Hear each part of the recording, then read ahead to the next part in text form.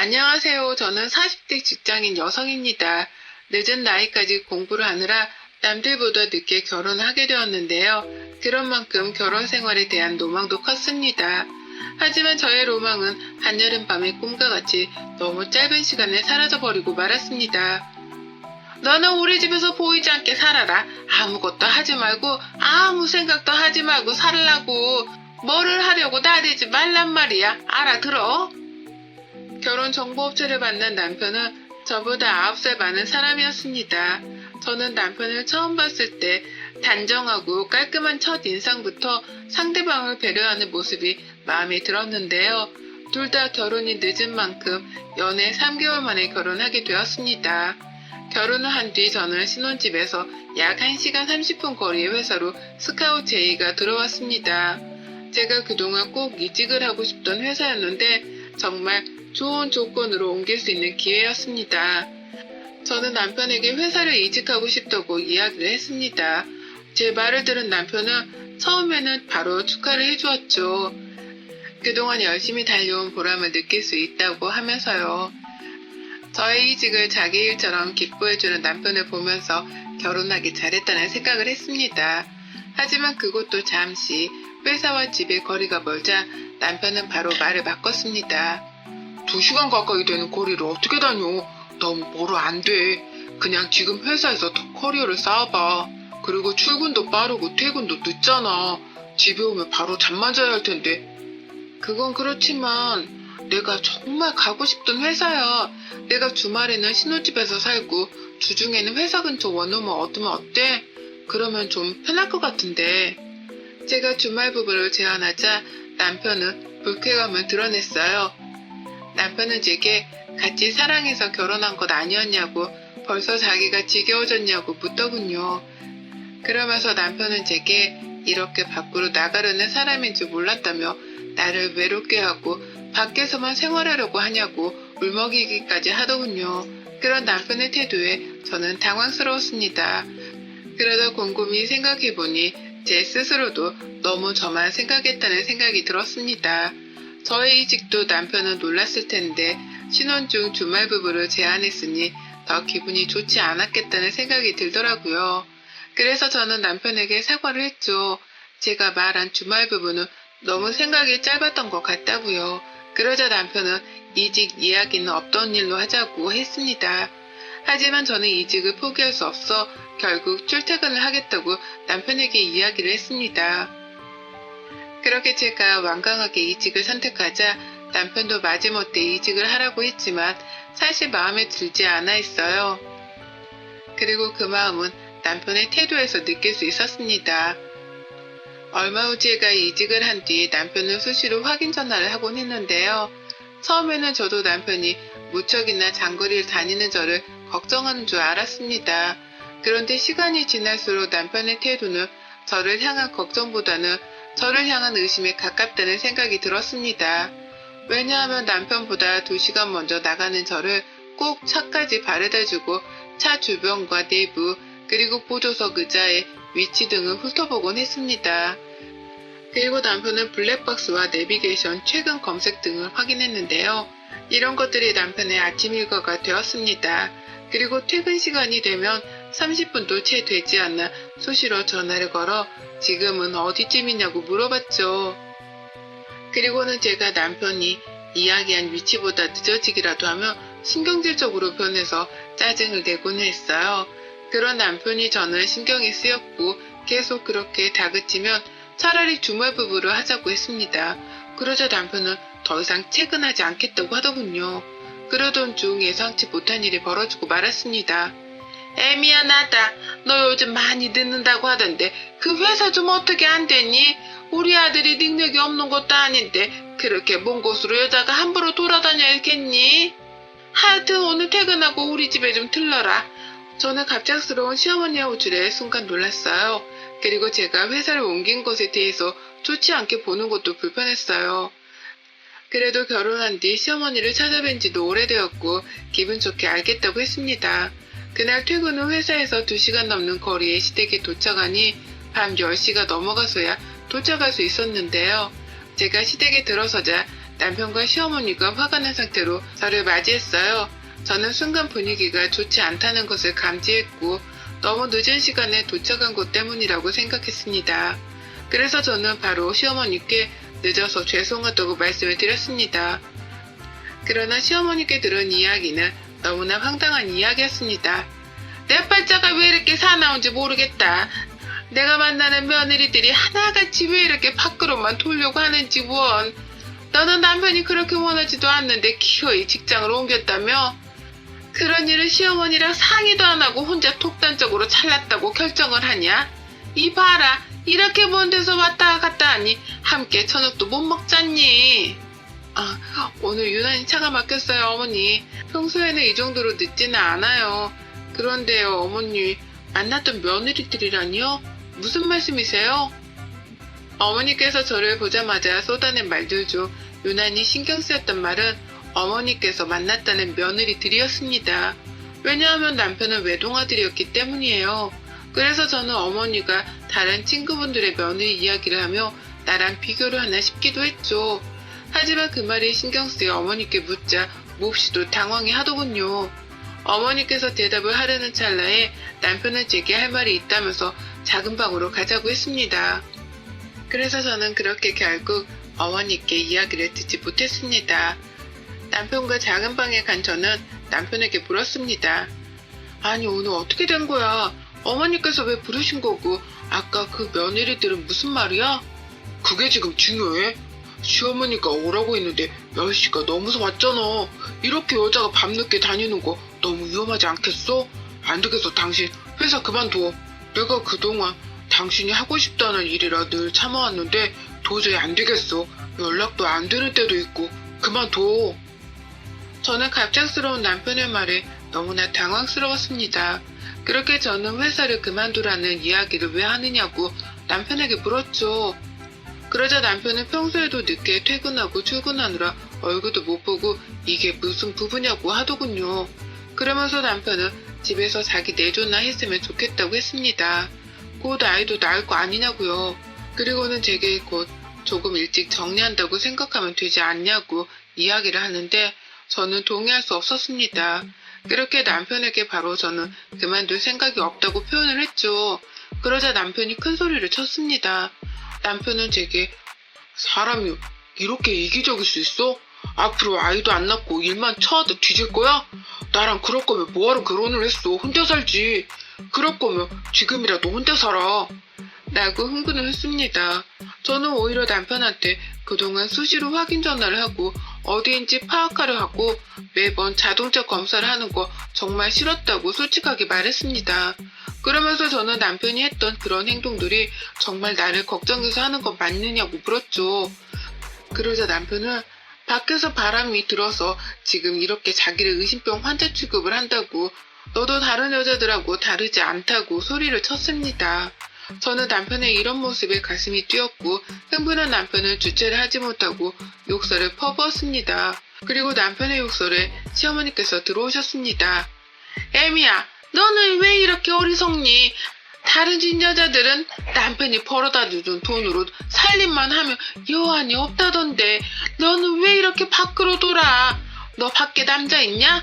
네가 밖에 누가 없기로 소니 이렇게 남편을 힘들게 하면서까지 밖으로 나가려는 이유를 모르겠다. 너 솔직하게 말해봐라. 우리는 다 이해해줄 수 있어. 이제부터 깨끗하게 살면 되잖아. 어머니, 무슨 말씀을 그렇게 하세요? 남자가 있냐니요. 그렇게 말씀하시면 안 되시죠. 저도 제가 하고 있는 일을 좋아해서 하는 건데 그리고 하루에 몇십 통씩 전화를 하고 차를 뒤지는 행동이 정상이라고 생각하세요? 이게 비정상이에요. 저는 시어머니의 의심이 정말 기가 막혔습니다. 그런데 남편의 말이 더 어이가 없더군요. 저한테 남편은 그래서 회사를 옮긴 거였어? 그래. 그래서 주말 부부 이야기도 했던 거지? 남자 만나려고 다니는 거지? 라고 더욱 흥분을 하기 시작했습니다. 저는 정말 처음 보는 남편의 모습에 너무나 무서웠어요. 그런데 시어머니의 말을 듣고 저는 더욱 경황할 수밖에 없었습니다. 그러게 내가 뭘 했냐? 네 번째인 만큼 그냥 얌전한 여자로 구하라고 하지 않았어? 이렇게 밖으로 도는 여자는 안 된다고. 결국에는 딴 남자랑 희덕 될 수밖에 없다고. 세상 얌전하고 고고한 척 하더니 남자를 만나려고 회사를 다녀? 내가 알게 된 이상 절대 안 돼. 당장 회사 그만둬. 남자라면 눈이 뒤집히는 족속들은 집에서만 있어야 돼. 그래도 창밖으로 남자를 보고 있다고. 당신도 결국 그런 여자야? 시어머니의 네 번째라는 말에 저는 다시 물었습니다. 저는 남편과 시어머니에게 네 번째라는 것이 무슨 의미인지 물었죠. 그러자 시어머니는 남편이 저와 한 결혼이 네 번째 결혼이라고 했습니다. 저는 너무 놀라서 남편을 바라보았죠. 그러자 남편은 제게 그동안 만났던 전 와이프들이랑은 다를 줄 알고 선택했는데 너도 결국 그런 여자들이었던 거야? 라고 하더군요. 저는 그 말에 너무 어이가 없었습니다. 그래서 저는 네 번째 결혼이라는 말을 한 적이 없지 않냐고 따져 물었습니다. 그러자 시어머니께서는 너무나 당당하게 말하시더군요. 손을 바들바들 떨고 있는 제게 시어머니께서는 우리 아들 호적상으로는 초혼이다. 그동안 여자들하고 결혼식은 올렸고 호적 신고는 안 했다. 얼마 살지도 않았고. 너도 그동안 남자 만났을 거 아니야. 연애한 거나 결혼식만 올린 거나 매 한 가지 아니냐? 그걸 가지고 뭘 그리 유난을 떠냐? 라고 말을 했어요. 그 말이 끝나자마자 남편은 제게 그동안 까지고 되바라진 여자를 만나 고생을 이만저만 한 게 아닌데 마지막이다 생각하고 선택한 여자가 저였다고 이야기했습니다. 남편의 말을 듣는데 저는 정말 배신감이 들고 소름이 끼쳤습니다. 어떻게 그런 거짓말을 할 수가 있어? 내가 네 번째 부인이라니. 그런데 어떻게 그 말을 안 하고 나랑 결혼을 할 수가 있어? 말이 돼? 이거 사기야, 사기. 어머님이랑 당신이 나를 속인 거라고. 그러면서 지금 나를 의심해? 사기라니. 그렇게 따지면 네 몸은 뭐 깨끗해? 나 3번 다 1년도 안 채우고 헤어졌어. 그것도 다 너처럼 밖으로 돈 여자들이라서 내가 증거 찾아 디미니까 찍소리도 못하더라. 당신도 그럴 거지? 또 그렇게나 나 몰래 딴 남자 만나고 다닐 거잖아. 오늘 또 딴 남자 만나고 온 거 아니야? 내가 이런 말 안 하려고 했는데 당신 매일 자동차 조수석에서 누구랑 뭐해? 내가 매일 확인하는데 늘 위치가 달라. 대체 조수석에서 뭔 짓을 하는 거야? 저는 남편의 말에 소름이 돋고 무서웠습니다. 그동안 매일같이 자동차를 안전하고 괜찮은지 문제가 없는지 본다고 했던 행동들이 모두 저를 의심해서 했던 행동들이었다는 것을 안 순간 시댁을 뛰쳐나왔습니다. 저의 등 뒤로 들려오는 남편과 시어머니의 소리마저 외면하고 싶다는 생각이 들었죠. 그렇게 시댁을 나온 뒤 저는 친정집으로 갔습니다. 그런데 남편은 수시로 제게 전화와 문자를 하며 집으로 들어오라고 했습니다. 남편은 제게 하루는 용서를 빌고 하루는 화를 내기도 하고 하루는 죽어버리고 싶다고 협박을 하기도 했지요. 그런 남편을 보면서 이대로 다시 결혼 생활을 유지하는 것은 어렵다는 생각에 남편을 친정으로 불렀습니다. 그때 이미 저희 부모님께서도 남편이 네 번째 결혼이었다는 사실을 알고 충격을 먹은 상태였기 때문에 남편을 마주보고 대화를 하고 싶어 하셨습니다. 자네 어떻게 그런 것을 숨길 수 있나? 세상에 우리 가족 모두 깜쪽같이 속은 거잖아. 장인어른 죄송합니다. 사실은 와이프를 너무 사랑해서 그래서 그랬습니다. 처음 만났을 때 모두 다 말하고 시작하려고 했는데 제가 네 번째라고 하면 저를 안 만날 것 같다는 생각에 그만 숨기게 되었어요. 하지만 반드시 말하려고 했습니다. 그날도 저희 어머니랑 다 밝히려고 저희 본가에서 만났던 겁니다. 장인어른 한 번만 이해해 주십시오. 남편을 울먹이며 자신이 속인 거에 대해 사과를 했습니다. 하지만 저는 시댁에서 봤던 남편의 모습이 잊히지 않았습니다. 그래서 남편에게 저는 당분간 친정에서 생활을 하겠다고 이야기를 했습니다. 그 말을 들은 남편은 제게 대체 언제까지 자신을 용서하지 않을 거냐고 묻더군요. 그러면서 남편은 저에게 자신을 피말려 죽이려 한다며 오해를 했습니다. 그런 남편의 모습에 친정 부모님도 당황해 하셨고 결국 친정 엄마가 남편에게 일주일만 저를 데리고 있으면서 마음을 달래주겠다고 했습니다. 그러자 남편은 마지못해 알겠다고 했어요. 모든 이야기가 끝나고 남편과 저는 둘이 대화를 하기로 했습니다. 남편은 저에게 그 남자랑 잘 정리한 거 맞지? 라고 물었습니다. 그 말에 저는 너무 기가 차서 남자를 만난 적도 없다고 단호하게 말했죠. 제 모습에 남편은 지그시 웃으면서 마지막으로 한 번 더 떠본 거야. 당신은 밖으로 도는 여자가 아니잖아. 라고 했습니다. 그러면서 남편은 이제는 오로지 저를 믿겠다고 했어요. 그러니 빨리 집으로 돌아오라면서요. 저는 남편을 돌려보내기 위하여 알겠다고 했습니다. 그런데 남편과 시어머니의 의심은 거기서 멈추지 않았습니다. 너 지금 대체 뭐하고 다니냐? 너 오늘 회사도 출근 안 했다며? 대체 어디냐? 어디냐고! 어머니, 저 지금 병원에 와 있어요. 감기 몸살이 심해서요. 그런데 저희 회사에 오셨어요? 시어머니는 제가 병원에 있다는데도 믿지 못하고 시어미와 남편 몰래 누구를 만나고 다니냐고 소리를 질렀습니다. 그러고는 제게 영상통화를 요구했습니다.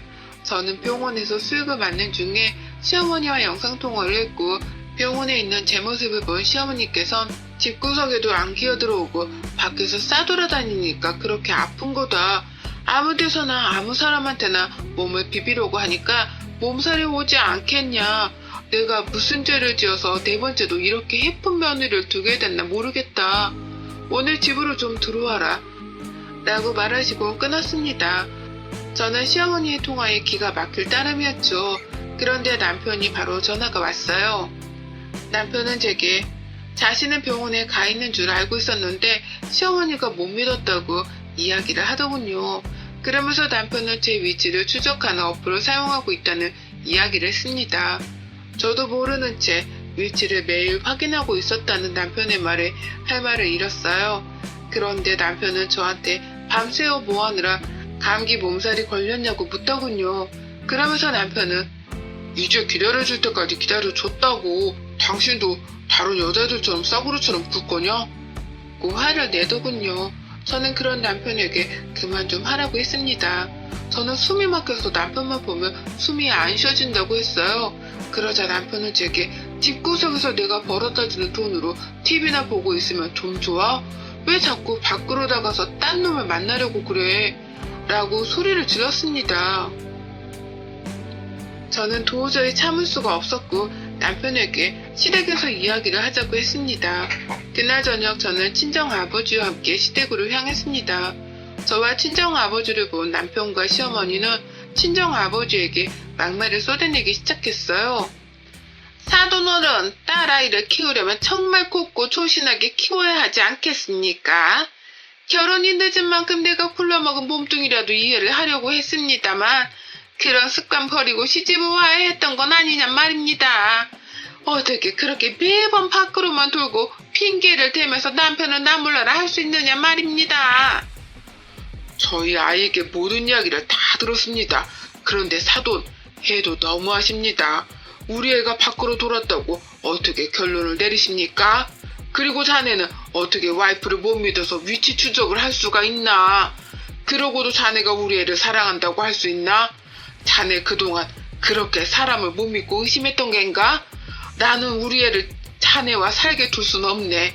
몸살로 밤새 끙끙 앓다가 겨우 병원에 간 사람한테 몸을 함부로 비빈다느니 그런 막말이 나는 집에 우리 애를 둘 순 없어. 저는 절대 이혼 안 합니다. 장인어른, 이 사람 이제 오면이 내 사람입니다. 내 거예요. 내가 내 거 어디 있는지 안전한지 누구랑 있는지 나한테 거짓말은 안 하는지 확인하는 것이 뭐가 그렇게 잘못됐습니까? 이 나이 먹도록 어디 남자 한두 거쳤겠습니까? 그래도 내가 이 여자를 선택한 것은 결혼하면 정숙한 줄 알았기 때문입니다. 걱정 마세요, 장인어른. 제가 정숙하게 만들 테니까요. 남편은 친정아버지에게 저를 너무 사랑해서 그러는 거라고 했습니다. 그러면서 지난 3번의 여자들은 자신의 마음을 헤아려주지 못했는데 저는 다 헤아려준다고 하더군요. 저는 그런 남편을 단 한순간도 지켜볼 수 없겠더라고요. 그리고 저희 친정아버지 역시 남편에게 언성을 높이셨습니다. 어떻게 아내를 그렇게 취급을 하고 아내에게 그런 표현을 쓸 수 있냐고요. 아버지께서는 남편에게 이런 결혼이었다면 애당초 시키지도 않았다고 했습니다. 그러면서 저와 이혼을 하라고 했습니다. 그리고 저 역시 남편에게 당신이 나를 의심하는 거지 나를 걱정하는 것이 아니지 않냐고 화를 냈습니다. 저는 남편에게 시어머니에게 단 한 번이라도 진심으로 나를 걱정해서 전화를 한 적이 있느냐고 물었죠. 시어머니께서는 그런 저를 비웃으며 말하더군요. 너는 그냥 우리 아들이랑 결혼했으면 죽은 듯이 살아. 내가 그동안 그 며느리들은 순진해서 당했는데 이젠 아니야. 너는 지금 우리 집에 있는 미세먼지처럼 보이지 않는 곳에서도 꽉 붙어 있으라고. 우리 곁에, 우리 아들한테. 그래야 너는 마음 편히 살 수 있어. 남편은 저를 바라보며 네 번째는 마지막이라는 생각으로 혼인신고를 한 것이라고 했습니다. 자신은 자신의 감을 믿는다고요. 그런 남편에게 저는 처음부터 숨기고 속이고 거짓말을 한 것도 모자라 나를 의심하는 사람하고 내가 같이 살 필요는 없다고 했습니다. 그러자 남편은 저에게 더러운 것이라고 욕설을 했고 저는 더 이상 참을 수가 없어 남편의 뺨을 때렸습니다. 그리고 남편에게 사기 결혼인 만큼 이혼이 아니라 혼인무효를 만들 거라고 이야기를 했죠. 저는 남편에게 그 세 번 모두 이렇게 와이프를 의심하고 못 믿어서 헤어진 것 아니냐고, 이렇게 와이프를 믿지도 못할 거면 결혼 자체도 하지 말아야 한다고 화를 냈어요. 그러자 시어머니는 제게 네가 몸뚱이 관리를 잘했다며 얘가 이렇게 너를 의심하겠냐? 내가 너를 의심하겠냐? 그러게 왜 애초에 회사를 먼 곳으로 다닌다고 소란을 피웠냐고 소리를 치더군요. 그런 시어머니에게 저는 아무리 가까운 회사에 다닌다 해도 못 믿지 않았겠냐고 되물었습니다. 미세먼지처럼 보이지 않는 곳에서도 옆에 붙어 있으라고 하는 말이 너무나 소름 끼치고 흉측하다고 이야기를 했습니다. 그런 저를 보자 남편은 반드시 바람피운 증거를 찾아 회사의 얼굴을 들고 다니지 못하게 하겠다고 했어요. 그런 남편의 모습을 보면서 저는 빠른 결정을 내린 것이 좋겠다는 생각을 했고 그날로 모든 짐은 신혼집에서 가지고 나왔습니다. 그날로 저는 혼인무효를 하기 위해 소송을 했고 결국 승소를 했습니다. 만약 남편의 모든 행동을 의심하지 않고 정말 저를 생각하는 모습이라고 생각했다면 어땠을지를 떠올려보면 끔찍합니다. 끔찍한 삶으로부터 벗어날 수 있었던 만큼 앞으로 저는 더욱 행복할 겁니다. 여러분의 생각은 댓글로 남겨주세요. 오늘도 시청해주셔서 정말 감사합니다.